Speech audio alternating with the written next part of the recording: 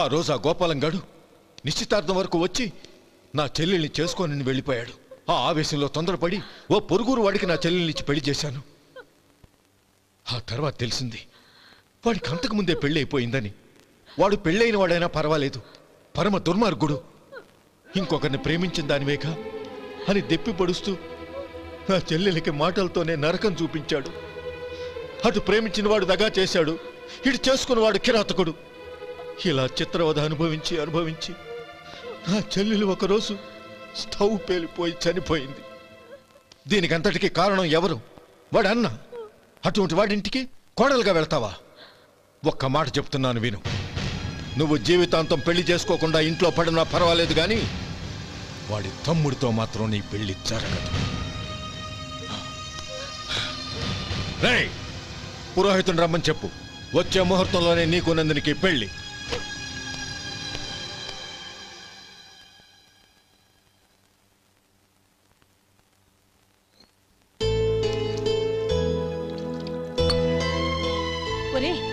అదేంట్రా, ఒక ముద్దైనా తినకుండా చేయగడిగేశావు? నాకు ఆకలి కాలేదు నానమ్మ.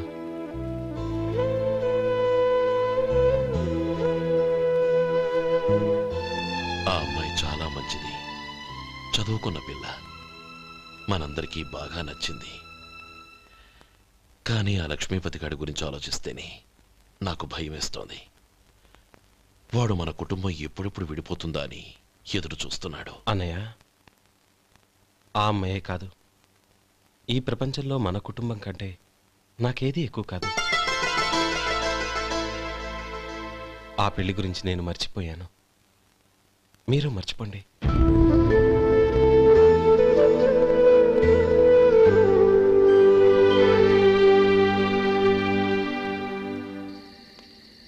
శేఖర్, నువ్వా? ఏంటి ఈ టైంలో వచ్చావు? నీతో ఓ విషయం మాట్లాడాలి, ఒకసారి బయటకు వస్తావా?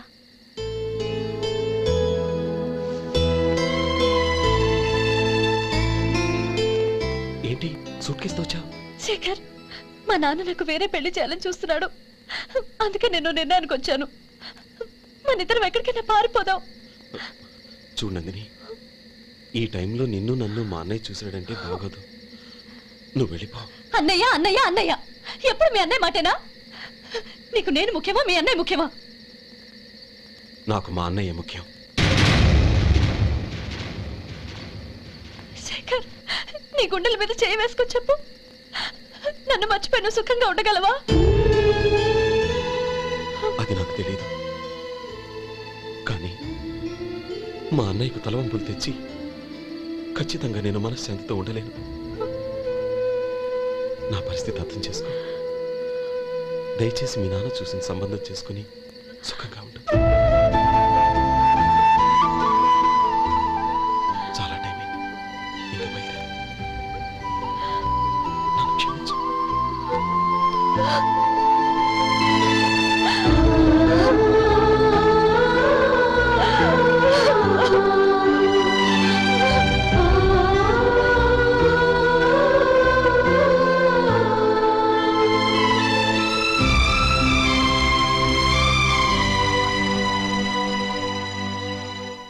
ఏంట్రా అలా మౌనంగా కూర్చున్నావు?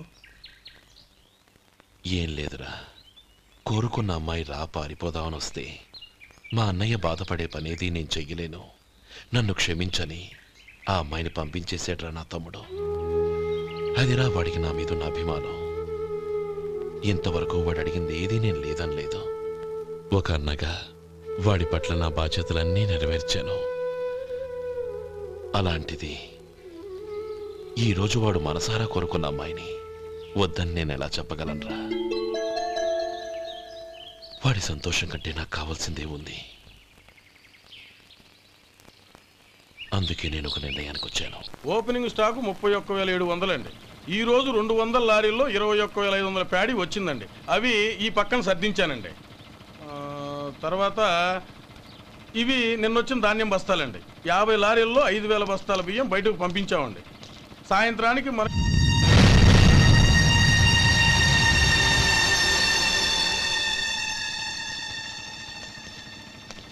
వీడెందుకు వచ్చాడు ఇక్కడికి? నమస్కారం. ఎందుకు వచ్చాడో అడుగు. నీ సహాయం అర్థించొచ్చాను.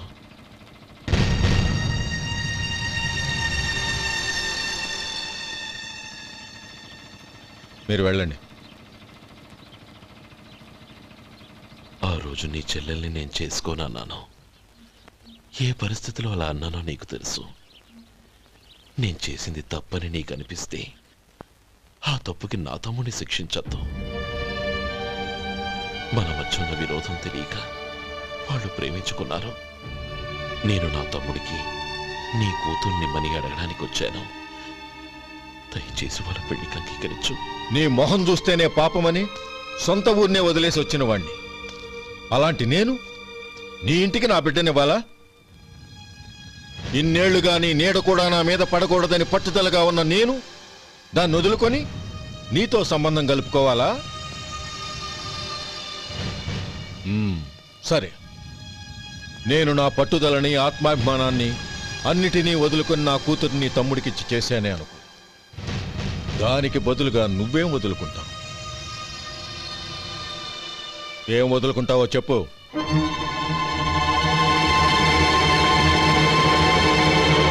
నీ ప్రాణాలు వదులుకుంటావా? అలాగే. నీ ప్రాణం వదిలితే నాకేంట్రా లాభం? నువ్వు దేని మీదైతే ప్రాణాలు పెట్టుకున్నావో దాన్ని వదిలే.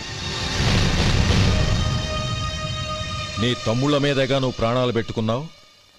ఆ తమ్ముళ్లను వదిలే. అన్న అనే బంధానికి నువ్వు నీళ్లు వదిలేయాలి. ఎప్పుడు నీ తమ్ముడు నా కూతురి మెళ్ళలో తాళి కడతాడో అప్పుడే నీకు నీ తమ్ముళ్లకు ఉన్న అనుబంధం తెగిపోవాలి. నీ తమ్ముడు నా కూతురి మెళ్ళలో తాళి కట్టడానికి ముందే నువ్వు శాశ్వతంగా ఈ ఊరొదిలి వెళ్ళిపోవాలి. వీటన్నిటికీ నువ్వు అంగీకరిస్తేనే ఈ పెళ్లికి నేను అంగీకరిస్తాను.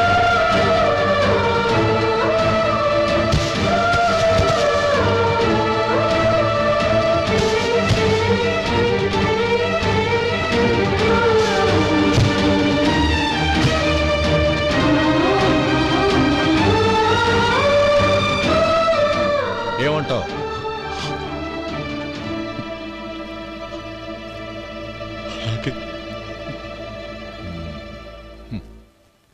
ప్రమాణం చేయి.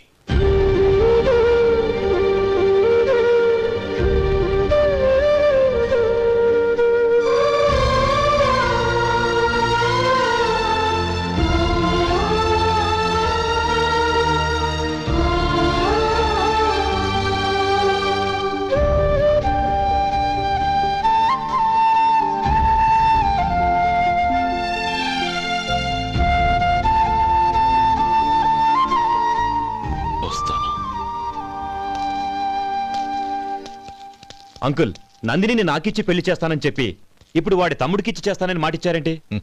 రే, నువ్వు నోరు మూసుకోరా. వీడి తమ్ముళ్ళు విడిపోవాలనే ఇన్నేళ్లుగా ఎదురు చూశాను. ఇప్పుడు నా కల నిజం అవబోతోంది. నువ్వేం దిగులు పడకు. నీకు వేరే మంచి పిల్లని చూసి ఘనంగా పెళ్లి జరిపిస్తాను.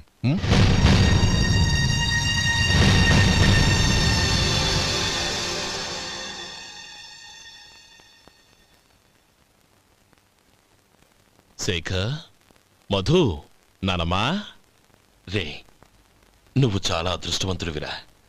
లక్ష్మీపతిని కలిశాను. పాప అనవసరంగా వాడిని అపార్థం చేసుకున్నావురా. వాడెంతో ఆప్యాయంగా నన్ను పలకరించాడు. ఆనందంగా ఈ పెళ్లి ఒప్పుకో.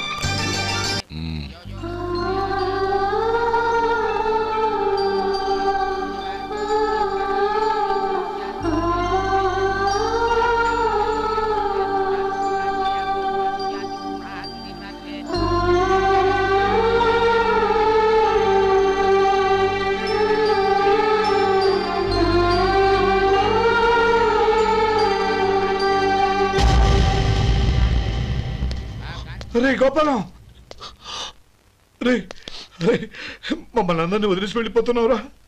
చంద్రం, నా తమ్ముళ్ళని ఎలా పెంచాలనుకున్నాను అలాగే పెంచాను, పెద్ద చేశాను. వాళ్ళందరూ సుఖంగా ఉన్నారు. అంతకంటే నాకు కావాల్సిందే వద్దురా. అయినా నేనెక్కడికి వెళ్తానురా? వాళ్ళ ఆనందంలో ఐకమత్యంలో నేను ఎప్పుడు ఉంటాను. రేయ్, ఏడవకు. ఎవరైనా చూస్తే బాగోదు. కళ్ళు తుడుచుకో, లోపలికెళ్ళు.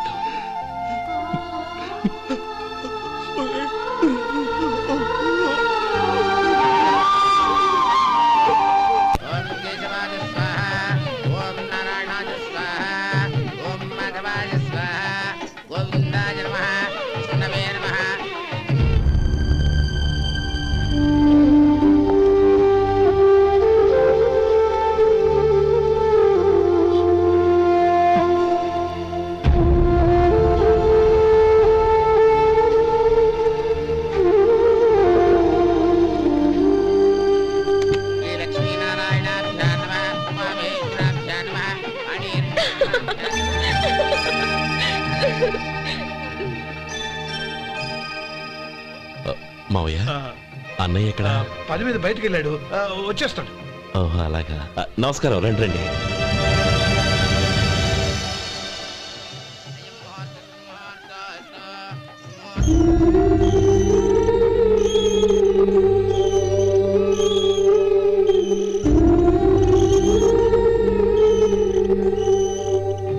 చంద్రం, గోపాలం ఏడ్రా?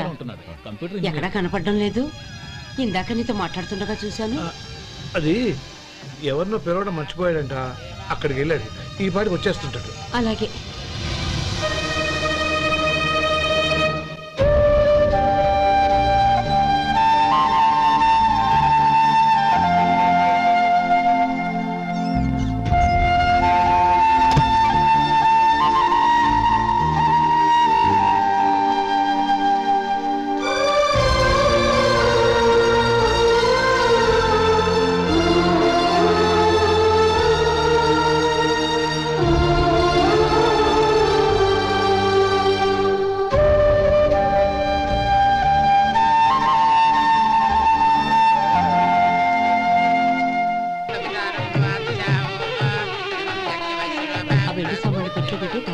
అలాగే.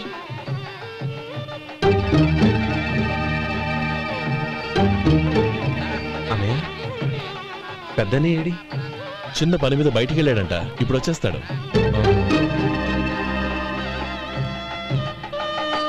భజంత్రీలు భజంత్రీలు, బాబు తాడిబొట్టు అందుకోండి. ఆపండి.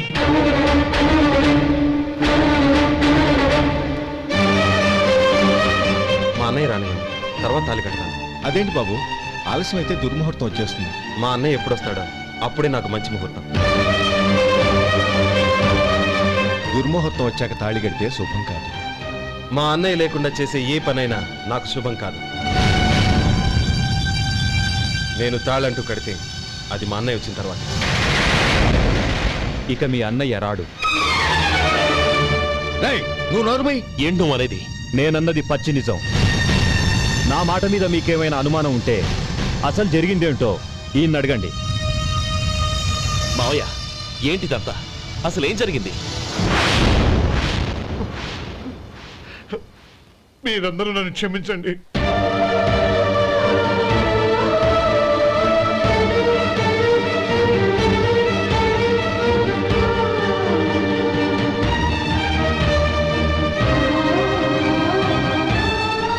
ఇది బాబు జరిగింది.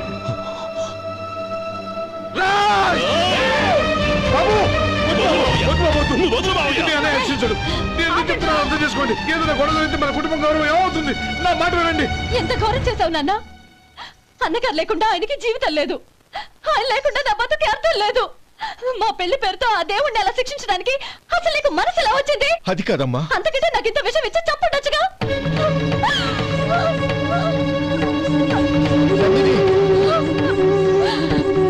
నందిని, నందిని, నందిని, అమ్మా నందిని, నా మాట వినమ్మా. నందిని, ఎందుకే బాధపడతావు? వాడు కట్టుకోకపోతేనే నిన్ను చేసుకోవడానికి నేనున్నానుగా.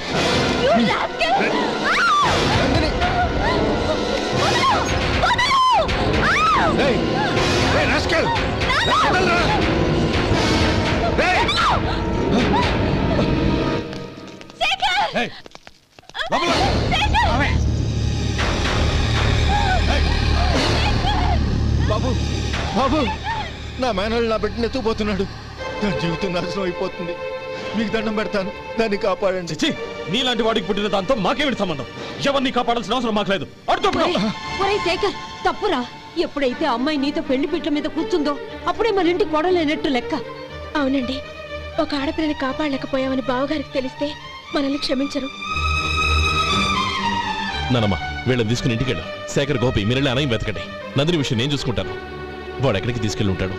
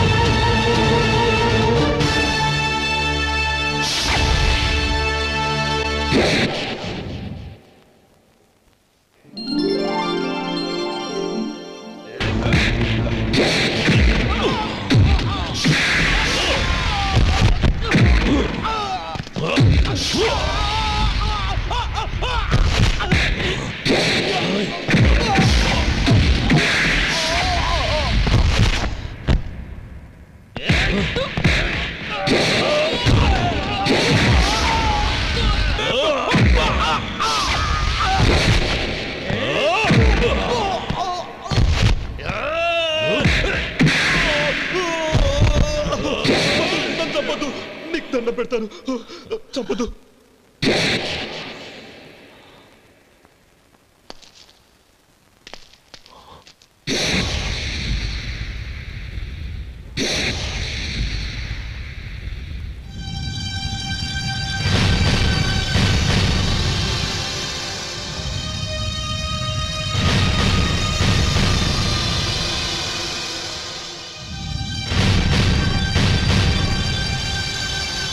నన్ను క్షమించు లక్ష్మీపతి.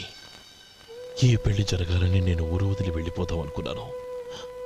ఆ పెళ్లి ఆగిపోతుందని తెలిసి ఆగలేక వచ్చాను. నేను వెళ్ళిపోతాను. అయ్యా, ఏమిటిది? లే. నన్ను క్షమించు గోపాలం. ఆ శ్రీరామచంద్రుడు తండ్రి కోరిక మీద అడవులకు వెళ్ళాడు. కానీ తమ్ముళ్ళ క్షేమం కోసం ఊరొదిలి వెళ్తానన్న నువ్వు ఆ రామచంద్రుడి కంటే గొప్పవాడు. ఏమిట్రా ఇది?